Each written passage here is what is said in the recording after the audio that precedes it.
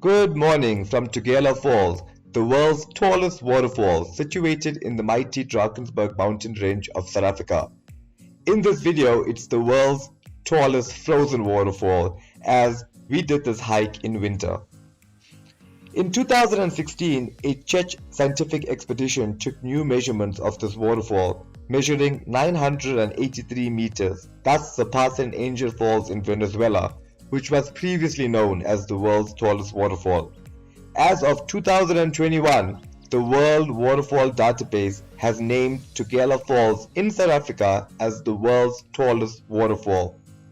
Stay tuned to this detailed video as we explain to you why it is best to do this hike over 3 days. In this video, we cover 1 hut, 2 caves, 2 passes, 2 peaks, and 4 dams. So we just started our Tugela Falls journey. We are now on a 7-kilometer 4x4 track. We got a shuttle, there's our driver, and he's gonna drop us off to the base. And here's our team, and in front, I'm not sure if you can see, there's more hikers who are with us. It's gonna be a bumpy ride, literally. So after driving 7 kilometers up the 4x4 route, we're finally at Sentinel Car Park. From Sentinel Car Park to our camp, which is at Tugela Falls, is a 7-kilometer trek. We're going to go via the chain ladders. So this is one of the features of the Royal Natal National Park. It's like the border between South Africa and Lesotho. And it's made with a basalt rock. So basalt, it's volcanic. It's a tough rock. This one from volcano. Million years ago, about 200 million years ago. So there was a volcano here. I remember. Yeah. So those peaks you see there, they have names.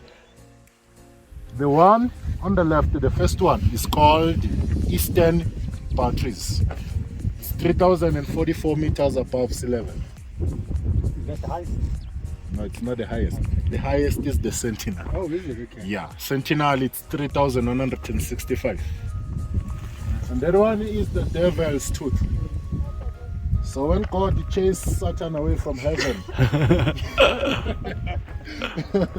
so he threw him to the earth. And then he fell right there, and then his tooth was left there. That's why it's called the Devil's Tooth.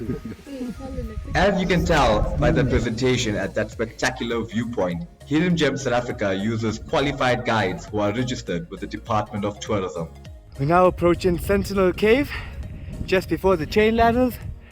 There's a big cave there, and on the other side, it looks like there's a small cave in there. Let's go check it out. So here's a cool secret cave. Many people miss it because they just walk right past it on the path. There's a really cool cave there. And welcome to Sentinel Cave. It's quite cozy. Have a nice wall. And oh, there's the other cave. There. Well, look at Next the to the wall. rocks there, laid out. We hope you enjoyed that hidden gem cave. Most people without a guide miss it.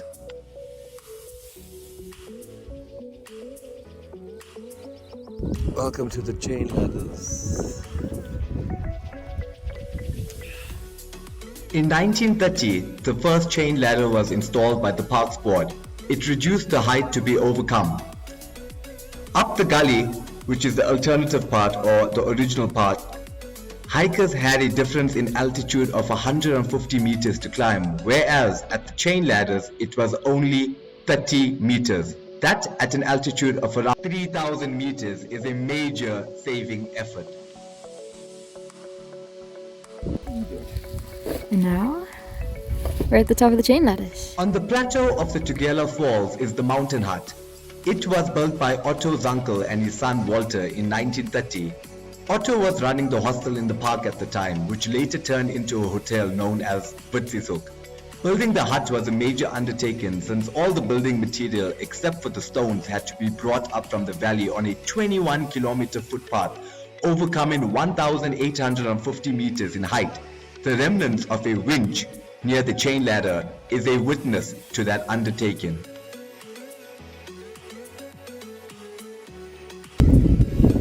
Welcome. That is the source of the Tugela running.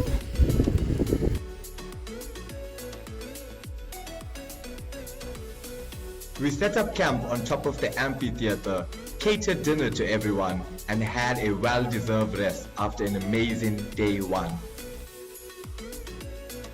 We woke up to the most beautiful sunrise, and this is why we recommend camping instead of doing it over one day. We have many more surprises for you on day 2 and day 3. Stay tuned and don't forget to subscribe if you haven't as yet.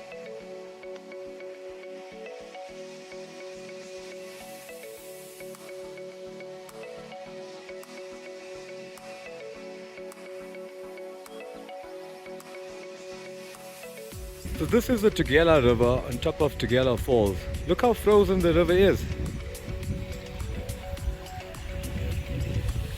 Which makes for a really beautiful frozen waterfall. Welcome to the world's tallest waterfall, or the world's tallest frozen waterfall now, Tugela Falls. So it's here at the amphitheater in the northern Drakensberg, South Africa. And if you look across, that is the Devil's Tooth. If you look over there, husband, there's the amazing views. Down there is the Tugela Gorge, which is a nice lovely day hike, which takes you to the opposite side of this view, the bottom of the falls. Then, if we come over this way, and if you look straight ahead, there's a hut which was used by the Mountain Club. Then in 1986, the apartheid government used to push soldiers there to board the borders because the Drakensberg divides South Africa and Lesotho. And if you look at that mountain, if you zoom in, you'll be able to see a small hole. That is Crow's Nest Cave, and we're gonna go there next. We're now gonna try to access Crow's Nest Cave, which is that cave right there. See that hole? That's where we're gonna go.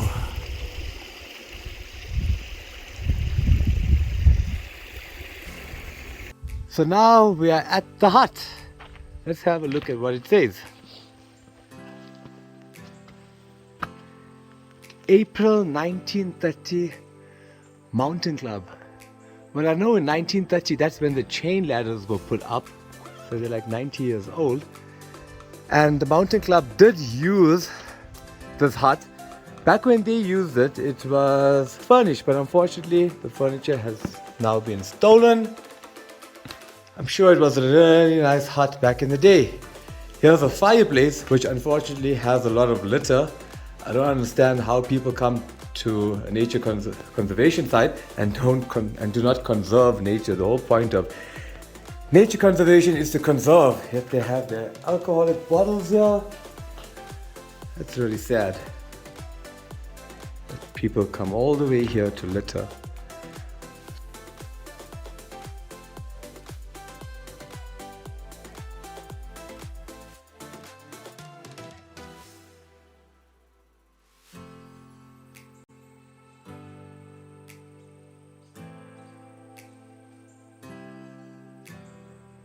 So we just left the hut and we're going to explore Crow's Nest Cave, which is in that hole over there. See it? That's where we're going to explore. Remember that small hole we saw down there? We now made it all the way into the hole, into the cave known as Crow's Nest Cave. Have a look at it. Quite good shelter it provides. Nice hay for comfort. So at least with a cave, you don't really need a tent. You can just put your mattresses and your sleeping bag. Make sure your sleeping bag is rated well for cold weather. And when you wake up, You wake up to the most amazing sunrise from here. Let's zoom into the Devil's Twin. There we go. So this is even higher than Tugela Falls. This is as high as the crow flies. Get it? It's called Crow's Nest Cave. We're now on top of Crow's Nest Cave. Spectacular views of some snow. And we're going to teach you a geography lesson today. So, I'm not sure if you'll be able to see it, but where my finger is, the river flows, the Tugela River.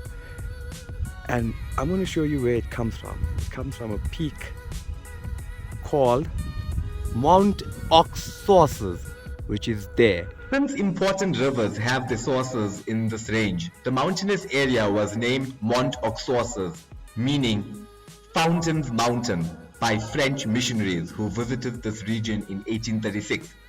Several rivers originate in the Mont Aux Sources, foremost of which is the Tugela, which flows eastward into the Indian Ocean on the KwaZulu-Natal coast.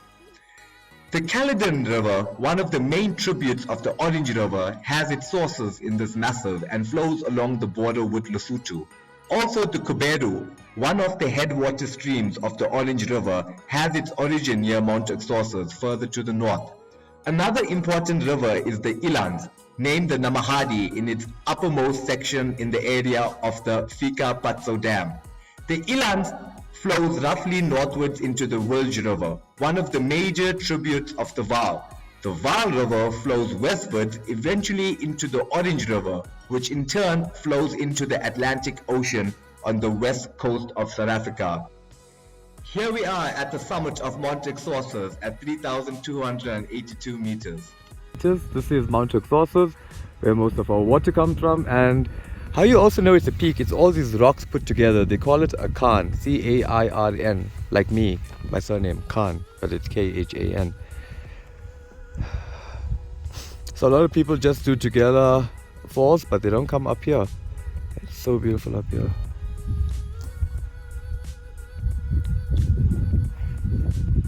So we're at Mont Aux Sources, highest peak in the Royal Natal section of Drakensberg. So we came on an overnight hike to Tugela Falls, which is the easiest way to get up the escarpment, and a hike you can do by yourself. It's well marked, it's paved, it's not too bad, it's not too technical. However, if you come with someone that knows the area, you see a couple more great things. So we saw the Sentinel Caves on the way up. We overnighted last night. Today we visited Crow's Nest Cave, and now we've summited Mont Aux Sources. And in the background you can see Sentinel Peak. We're on the highest peak here, which is Mont Aux Sources. That is the edge of the amphitheater, and if you carry on in the southerly direction, in the shadows there you can see the Mnweni Mountains. The Mnweni Mountains are the only part of the Drakensberg that are on tribal land. We are now backtracking to Crow's Nest Cave. The total distance for day 2 is approximately 7 kilometers.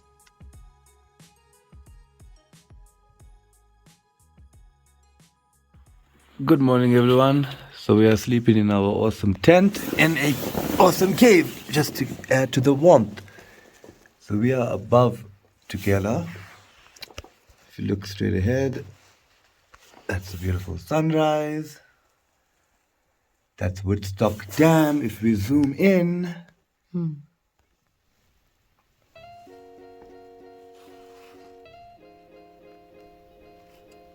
that's the sunrise. Such a beautiful cave. The thing.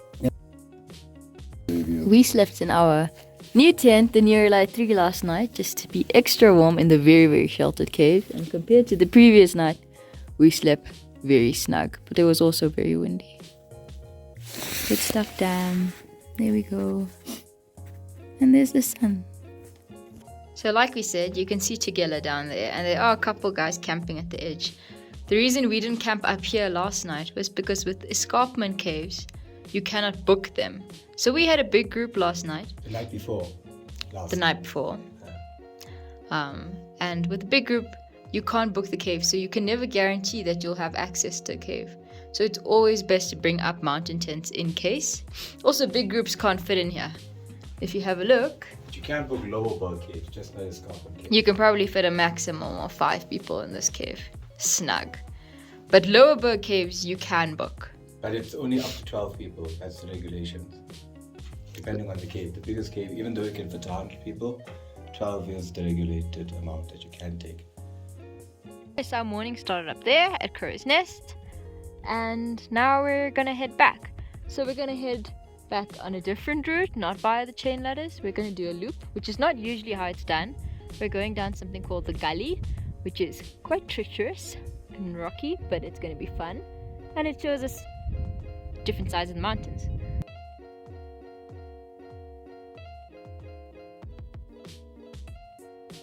Okay, so this is the perfect place for me to summarize what we did in the last couple days. So on our 3-day hike, we came up there along the chain ladders to the escarpment. We hiked along the right side of the Tugela River, and then there where it falls, we camped. We made base camp there the first night. Woke up to a beautiful sunrise over all these beautiful amphitheater mountains. Then the next morning we headed off to Crow's Nest Cave, which is up there.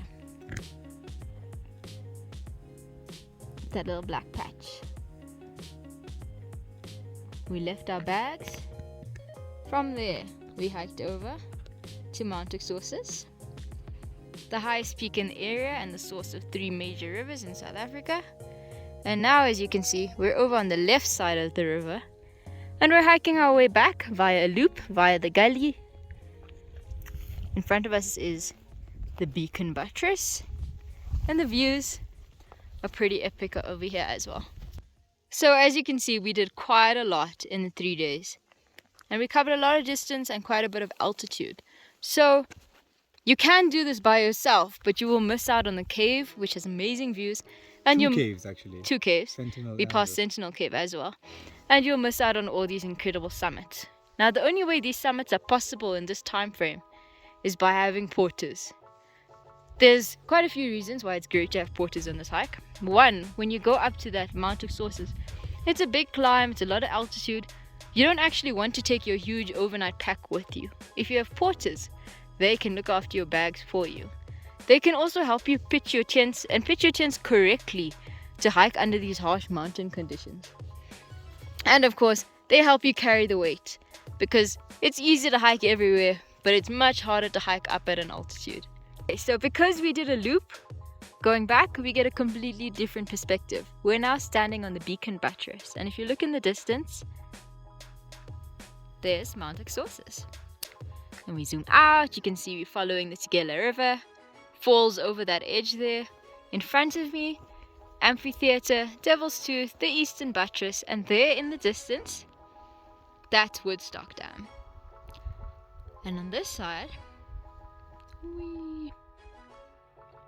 that is Startfontein Dam. And in front of it, I don't know if you can see with the sun, oh yes you can, that tiny dam over there, that's Drakensberg Dam. So Drakensberg feeds into Startfontein, and that's Woodstock. So the Tugela Falls, the Tugela River fall down, feed into Woodstock Dam in the distance. Woodstock then feeds water over, there's also Kilburn Dam, from Kilburn over to Drakensberg to Startfontein. Startfontein supplies water to the Vaal Dam, because it was actually determined that the Vaal Dam does not have enough capacity to supply Gauteng with water. So the water from here actually goes all the way down out to Johannesburg to supply the people of Gauteng with water. Because Johannesburg is the largest city in the world, largest major city in the world, not built on a river. So this whole Tugela Vaal water project scheme was developed to help solve that problem. Hey guys, so at the moment we're on top of the Gully, which is the alternate route down to the chain ladders. There's another dam over there, and if you zoom out, this is the Sentinel. Unfortunately, you cannot reach there by foot. You need to rock climb it to get there. You cannot hike it. And on top, some rock climbers put some rocks to show where the peak is. Guys, we are currently at the peak of Beacon Buttress at 3,124, and if you look straight ahead, that's Mont Aux Sources peak. So this is our second peak. This is the alternative way to the chain ladders. They call it the Gully. Before 1930, this was the only way up. If you think this is treacherous, it gets much worse. Yeah, other passes in the bergs, but yeah, just to make things interesting, we're gonna loop it. Are we going down the gully? As you can see, it's hell of a treacherous. These guys are from Belgium. They were trying to find the gully, so we helped them find it. It is tricky without a guide, because also you'd never believe in your mind that this is something someone would choose to walk down. We came down it. People will walk past here and they won't think like this is actually a way up to the escarpment. But 90 years ago, it was the only way to the escarpment. People generally just walk and continue to the chain ladders. We are now almost at the end of day 3, which is approximately 7 kilometers. Okay, I don't know how to introduce this. We need her. So these are our new friends. Hello. All the way from Belgium, and we met them on the hike. So then we were all hiking up. We went up the chain ladders. They got the little Isumvelo map, which is very unhelpful, and they wanted to come up the gully, but they didn't find it. So Because they wanted to do a loop. yeah, they wanted to do a loop, because otherwise you go up one day and you come down the other way. Go up the chain ladders and down the gully, I think it was. That was your plan. But you couldn't find the gully anyhow. Find out. Okay. Finally. Alright, so No signs. there is no signs, yeah, that's true. Yeah. So then how did you guys find the gully eventually? So we found each other and we helped them to find the gully. Very helpful. Destiny. And what do you think of the gully? I really enjoyed it. Yeah, It's adventurous, right? Yeah, It's really really, but it's adventurous. also feasible. Yeah. Would you recommend going up or down it?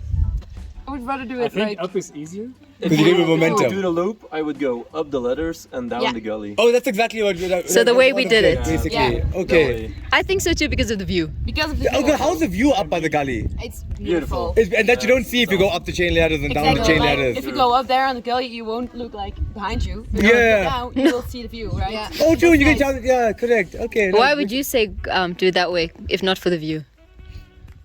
For me, for the ladders, because I think the ladders going up is easier. It's just easier going down. Going down is not so Right. nice. It was not- It was like, do we have to do it this like other way around? Do we need to go down now on the ladders? No.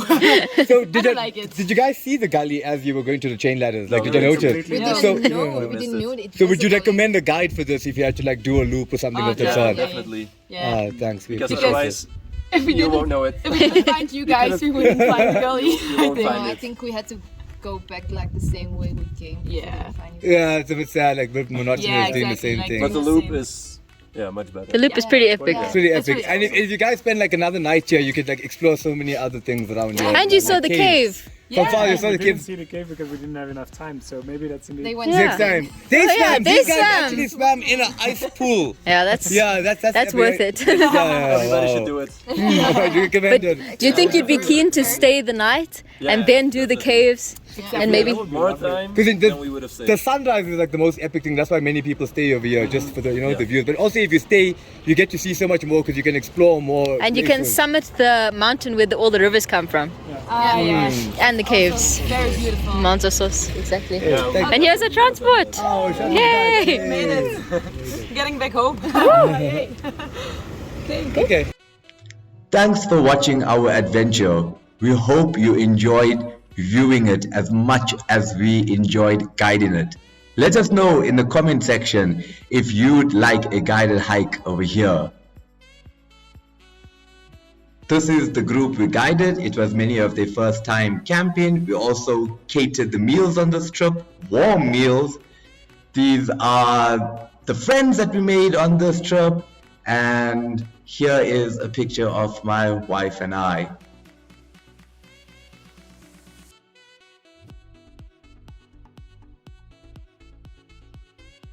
Ice. Here's some ice. Original flavor. Woolworths will start selling this. Seriously, they sell bottled water in cans. And it says Drakensberg water. Next week they'll start selling ice. Drakensberg ice. Yeah. We hope to meet you and host you on our next adventure. Follow us on social media at Hidden Gems South Africa or drop us an email hiddengemsouthafrica@gmail.com, and we will keep you posted via our email listing where we send out all of the itineraries in detail. And please do not forget to subscribe to our new YouTube channel for more amazing content on how to unlock South Africa's best kept secrets.